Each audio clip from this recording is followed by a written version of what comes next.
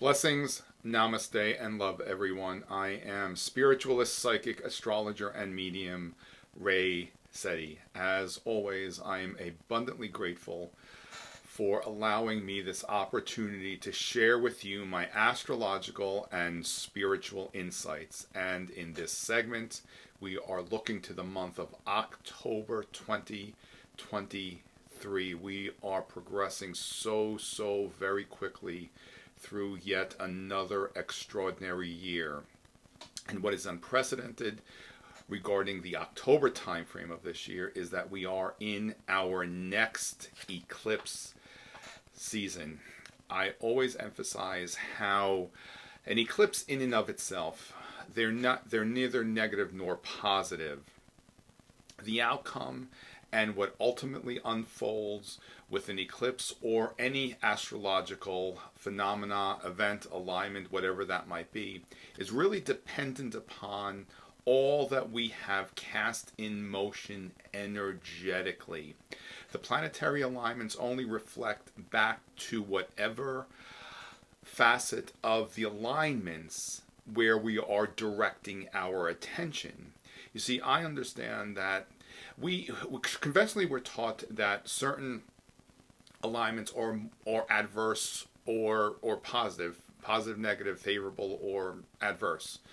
I understand that in those alignments there are many dimensions, there are many facets, and a multitude of probable outcomes that can potentially be brought to form, dependent upon where we are directing our attention towards the specific facet of the alignment.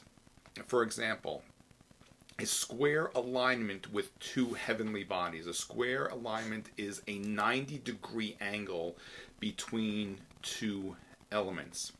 That in and of itself suggests a time of change, some great change.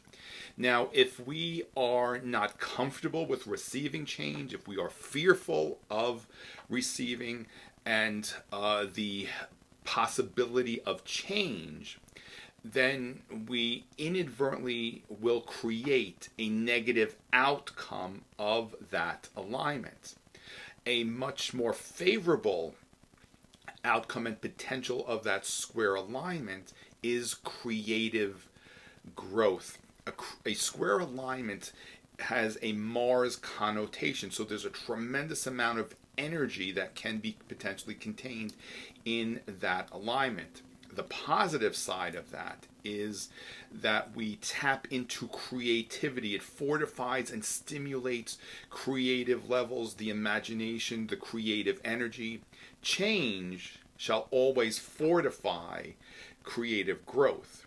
So if we are not fearful of change and we are directing our attention towards creativity, creative outlets, then that alignment, the outcome rather of that alignment, is much more favorable. So you see how we are all very instrumental in really employing all of this energy. The planetary alignments, the signs, the planets, the angles, the aspects, they're all tools for us to work with and navigate this human form. We're not always taught to understand it from that perspective. No alignment has any power over us. We are very much co-creative with all of these blessings that are given to us by the universe as tools so we can navigate this human experience. That being said, an eclipse time frame does contain a tremendous amount of energy. Now, not everyone will feel a significant impact regarding an eclipse, whether it be a solar eclipse or a lunar eclipse. As I've said, all elements astrologically are measured in degrees and minutes. And when the alignments to a certain degree point is much more exacting, that's when we can feel the impact of any planetary arrangements more so than another or someone else. It's dependent upon how exact the alignments are placed in our charts. As to why I suggest, whenever we're reading horoscopes or anything along those lines, to really just kind of take it all with a grain of salt, because unless someone is applying any of this to your personal astrological chart, it's very difficult to see the possible outcome. And that being said, there are also many potential outcomes to these alignments, and it's dependent upon where they are located in our chart, what other arrangements, aspects, which are the angles in the chart, that the aforesaid phenomenon creates with the other points in the chart. So please understand how sometimes astrology can be very complex, and it's something that I for one, I'm always learning more about the magic and the matter, and I'm all, which actually it kind of is kind of magical when you're learning how to work with the energy. What I was emphasizing is that the understanding of astrology is so progressive. I'm continually allowing myself to learn and sometimes even unlearn what I've learned so that I may learn anew and serve others like yourself a greater purpose. Now, we have our solar eclipse on October 14th. Now, a solar eclipse, it's a new moon, so it's an intensified, the energy is concentrated so much more so because the alignments with the sun and moon and the angles are much more exacting, so we can feel that impact. Eclipse seasons shall always indicate the potential of a shift of energy, a time of great change. The solar eclipse, as I said, it's a new moon. And just as we are given 3 days on a regular lunar cycle month to month to prepare for the new moon, we are generally offered about 3 months before the event to adequately prepare for what is coming next. A solar eclipse, it's a new moon, so it's a new beginning. It indicates a new beginning of a much longer duration than a new moon on a month-to-month basis. So we are offered more time to prepare for what is coming with the eclipse.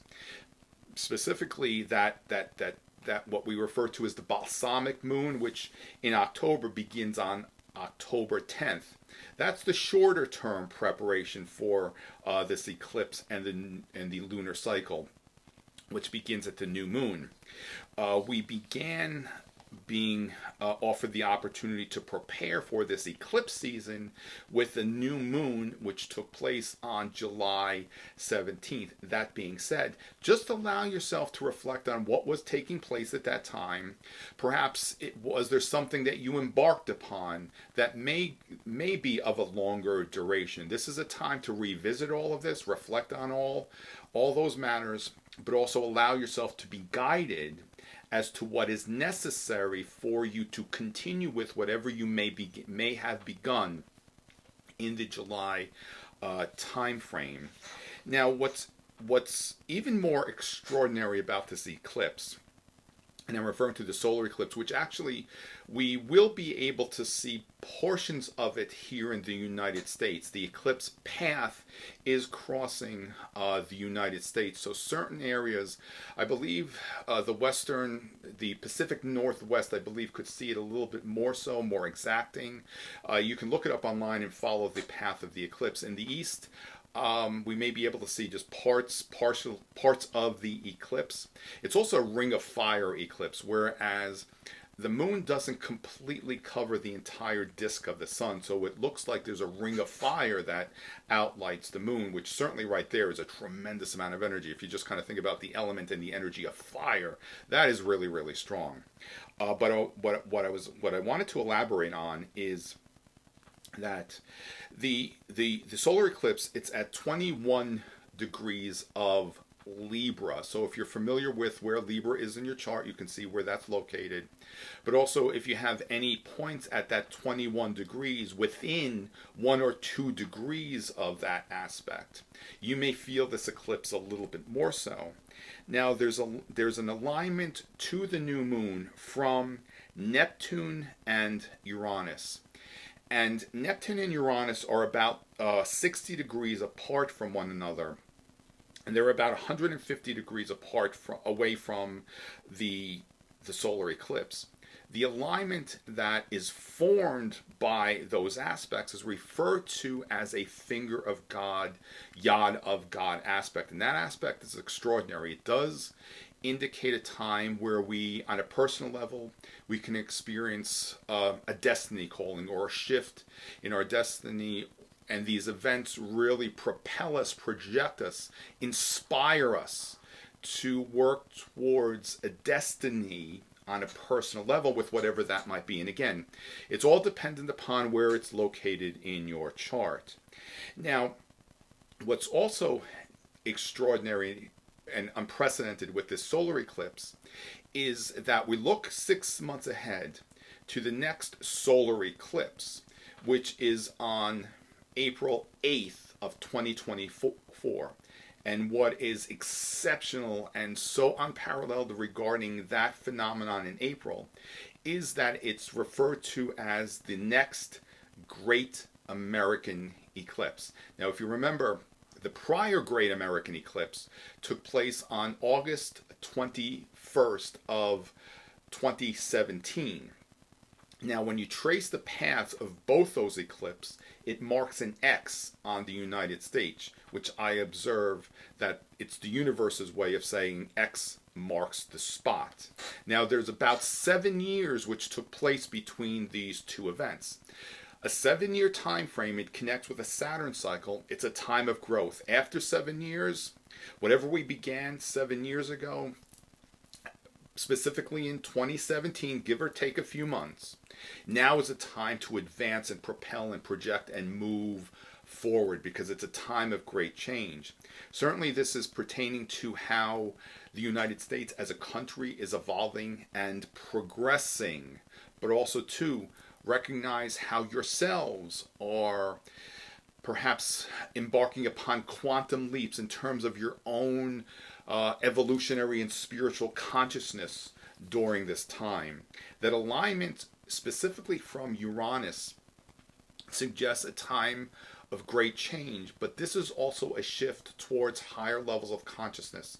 Uranus will always represent great change, powerful change, but also higher levels of understanding, consciousness, and universal knowing, that sense of oneness, which is something that is very much coming together for every one of us during these times, that understanding that we really are all one. The placement and the incorporation of Neptune in this configuration does suggest a spiritual shift that's taking place. So universally, there is a collective leap, quantum leap, if that's the right term, towards a higher level of consciousness.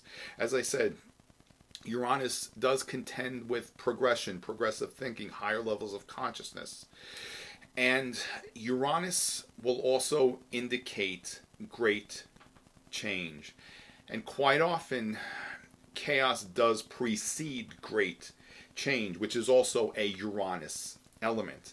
That being said, through these times, as we have exhaustingly emphasized over the years, allow yourself to recognize in being the calm in the center of the storm. Remember, when we are anchored and peaceful within ourselves, when we're anchored in spirit, anchored with the energy of the earth, we remain calm and we observe the chaos that goes on around us. And that chaos does not necessarily have a negative impact on our wellness and our well-being. For many years, I've discussed the opportunity that we're all being presented with to recognize that we really are the master of our destiny. When we are in that place of knowing, we have the opportunity to peacefully observe all which is unfolding in the outside world, and it does not have a negative impact on our wellness and well-being. always be mindful of all the thoughts, actions, intentions that are being cast in motion on the day before, of, and after the solar eclipse. Remember, whatever is coming together at that time, it will remain with us for a longer duration. That's why we're offered the opportunity to have an extended period of preparation for that event. October 14th at 1:55 p.m. Eastern Daylight Time. That is the exact moment of the eclipse. So be mindful of all that you're casting in motion on the 13th, 14th, and 15th. Remember, all of that stays with us for a longer period of time. So much is being stirred up in the outside world in efforts at attempting to instill fear and uncertainty in so many of us. As I'm suggesting, just allow yourself to detach from all of that and remain peaceful. Remember, if you remain peaceful and in that place of love, nearing that time of the eclipse and during those days of the eclipse, that will stay with you for longer periods of time. Whatever it is that you choose to enjoy for longer periods of time, you cast in motion at the time of the eclipse.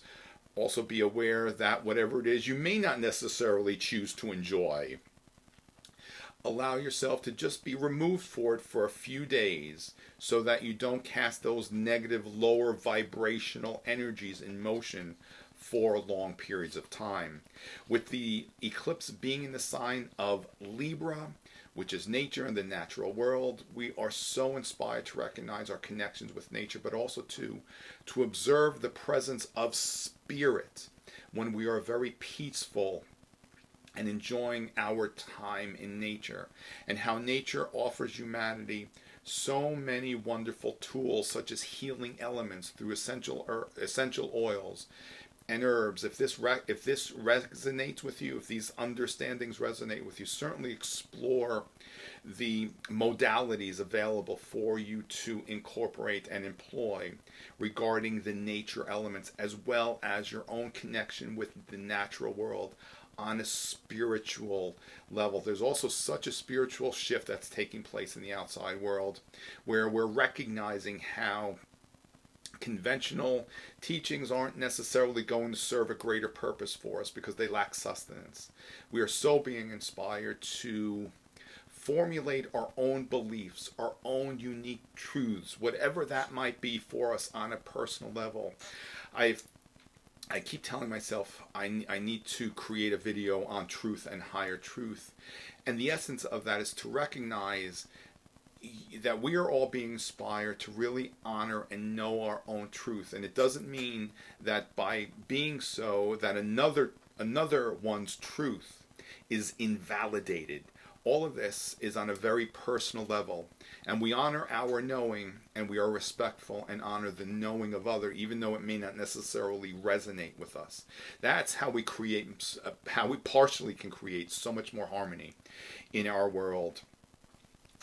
And also, as I said, as challenging as it may be, allow yourself to be as peaceful as you possibly can be during the time of the eclipse, so that we can radiate that peacefulness in the outside world. Also Libra, because it is ruled by Venus, certainly the element of love is very much something that the universe is inspiring us to first be within ourselves and then to radiate that love to the all of humanity in these last few months. And you've heard me say through some of these alignments that we're inspired to really recognize the power of love on a profound level, because that is the one constituent that will create such a positive, benevolent shift towards higher levels of consciousness in our society.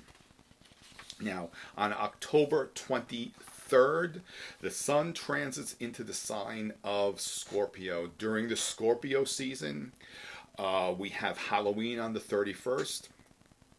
I forgot to mention October 23rd at 12:21 p.m. Eastern Daylight Time. That's when the sun transits into the sign of Scorpio. Scorpio deals with our connections with the spirit realm. It's the sign which most represents transformations, that metamorphosis that all of us sometimes are inspired to embark upon during this human encounter. It's a time to honor those who have transitioned into the spirit realm, but also to recognize that these connections with our loved ones are never severed. We are, even though we not necessarily are able to physically see or feel our loved ones, they're always with us. And the Scorpio season is a time to certainly honor those who have transitioned into the spirit realm, but also honor and recognize your connection with your loved ones, but also too our overall connection with everyone and everything. Having a psychic intuitiveness, the psychic faculties, are very much part of all our experiences.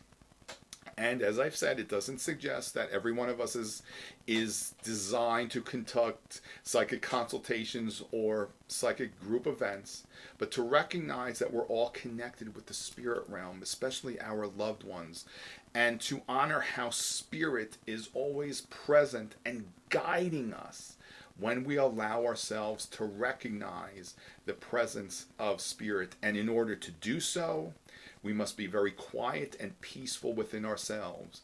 When we are at that place of tranquility, absolute peacefulness, and even love within ourselves, we recognize how spirit is guiding us, but we're also able to trust what spirit is sharing with us. And quite often when we have these exchanges with the spirit realm, and what we're being shown does require absolute trust, because sometimes what we're being shown can be extraordinarily unconventional and does require us to embark upon that leap of faith. And so that we are certain and we are knowing of what it is that spirit is sharing with us and inspiring us to follow, we must be at peace within ourselves. That's the Scorpio time certainly is an opportunity for every one of us to really recognize our connections with spirit, more so how spirit is guiding every one of us. And those exchanges certainly can be quite extraordinary. Now, we have a lunar eclipse, which is a full moon on October 28th, and the exact time is 4:24 p.m. Eastern Daylight Time. Now, the moon is below the horizon. It is prior to sunset, so we will not be observing in the northern hemisphere. We will not be observing the lunar eclipse. I believe parts of Europe might be able to see it, but I don't think, not here in the United States. Now, this lunar eclipse does energize the Taurus-Scorpio axis and polarity.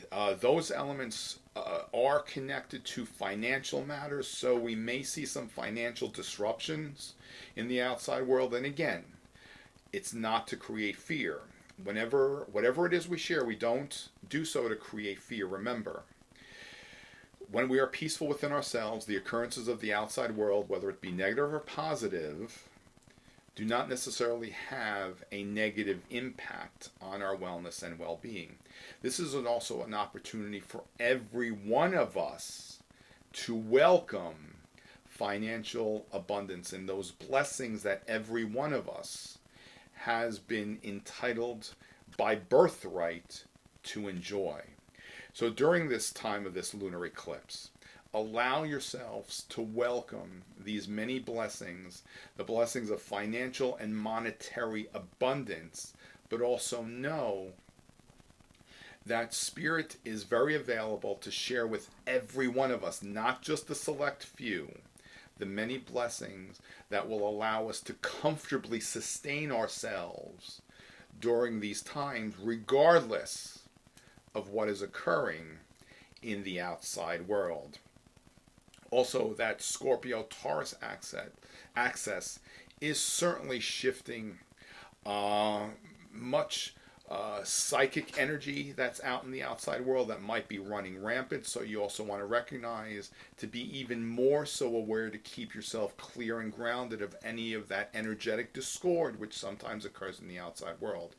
It's also an auspicious opportunity to energetically do and conduct an intense energetic psychic rotor-rooter on yourself as well as your home environment to clear away sometimes the psychic debris that we accumulate in our daily lives on a day-to-day basis. Also, at the time of the lunar eclipse, Neptune, which is the planet most connected with and represents the spirit realm and the psychic faculties, is rising. Pisces is rising in the chart of the lunar eclipse, which that in and of itself, it's also an opportunity to continually recognize what's coming to the surface that may exist within the subconsciousness that doesn't serve a purpose for us anymore. It's a time to release those deep-seated emotions, memories that sometimes interfere with our wellness because they operate in the background and we're not always aware as to how those low-level conditions are interfering with our peace, harmony, and joy. And sometimes it does require courage to recognize that. However, that courage certainly is well worth the effort so we can recognize and really understand the many blessings that Spirit is very free and desiring and willing to share with us, but we have to allow it. Another facet of this lunar eclipse is that element of allowing, and to really allow yourself to receive many, many blessings. All that we set in motion, the fruit of your labor, if you will. Certainly this is very much a time to allow yourself the opportunity to receive. That allowing is something that we're not always taught to recognize. There's a book, and it's the title of the book is How to Do All Things. I'm not remembering actually if there's a specific author or a credited author to the book, but it's called How to Do All Things. This book, in very simple ways, does illustrate and offer suggestions as to tools, techniques for us to assist us in creating our reality. Remember, we're all the masters of our destinies, and we're very much creating our realities. You know, the lunar eclipse, it's in the sign of Taurus, which that does connect with material things, and I emphasize that there's nothing fundamentally wrong, if you will, with having material things. It's when we need, and those elements, those material matter constituents define who it is that we are. Certainly, we are all intended to enjoy the creature comforts, which is a Taurus element, of this earthly encounter. So if you're not enjoying those creature comforts, allow yourself to welcome and to receive those blessings as well as many other blessings during this extraordinary eclipse season. These next 6 months can be quite unprecedented. And there are many blessings for every one of us to enjoy, not just the select few. So much of what is occurring in the outside world is so that everyone, no one left out, has the availability and the opportunities to enjoy the many blessings that are certainly very much part of our human encounter and our birthright. I will be returning to the mystical moon in November. I believe my first day of sessions is November 13th. I will be conducting sessions through November 29th. The schedule is already filling up, so please, if you would like to enjoy time with me, contact the centers directly. We can certainly look at all of this on a much more personal level for you. as I said, the schedule is already filling up, and quite often within those last few days we are turning individuals away because my schedule does fill up very, very quickly. So contact either the Bonita Center or the Fort Myers Center. I will be in both. They already have my schedule as to which days I will be where, and I always so look forward to enjoying the time and sharing with all of you all of these wonderful possibilities and these understandings of these tools that we have to create our realities. Once again, I'm spiritualist psychic astrologer Ray Sette. Thank you so much for offering me this opportunity to share with you these insights. Many blessings. Namaste.